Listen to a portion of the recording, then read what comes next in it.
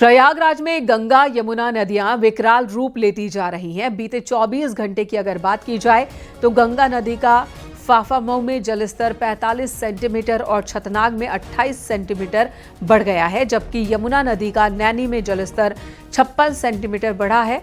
सिंचाई विभाग के बाद कंट्रोल रूम से गंगा और यमुना नदियों के जलस्तर पर नजर रखी जा रही है। बाढ़ का पानी अब तक बदरा सुनौटी समेत कई गांवों में घुस चुका है।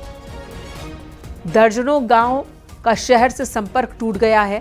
बच्चों को स्कूल आने जाने और लोगों को दफ्तर और दूसरे काम के लिए शहर आने जाने में दिक्कत हो रही है।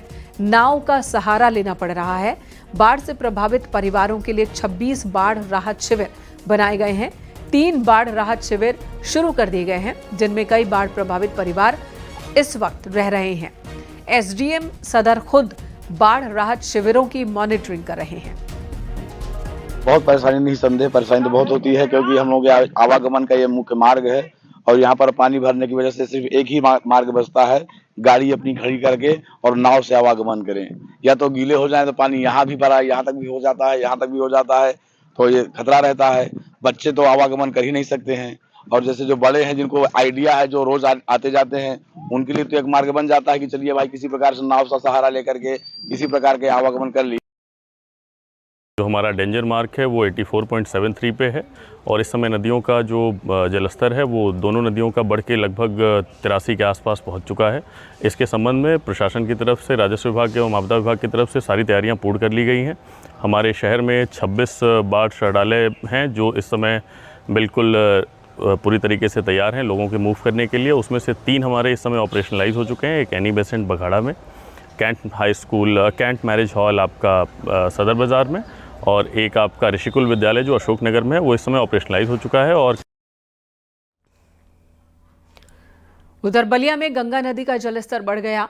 अब रिहायशी इलाके में भी बाढ़ का पानी घुस रहा है, जिससे लोग परेशान हैं।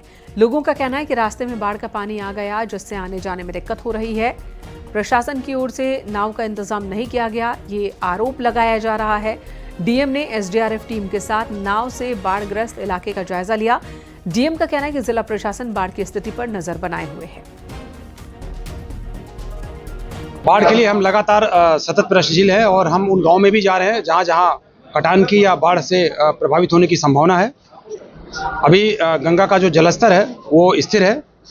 ट्रेंड ये पता चला कि अगले 2 से 3 दिनों में घटने की संभावना है, बट हम अलर्ट है, हमारी पूरी टीम अलर्ट है। हमारी बाढ़ चौकियां एक्टिव हो चुकी हैं और हम लोगों के और स्थानीय जनप्रतिनिधियों के संपर्क में हैं।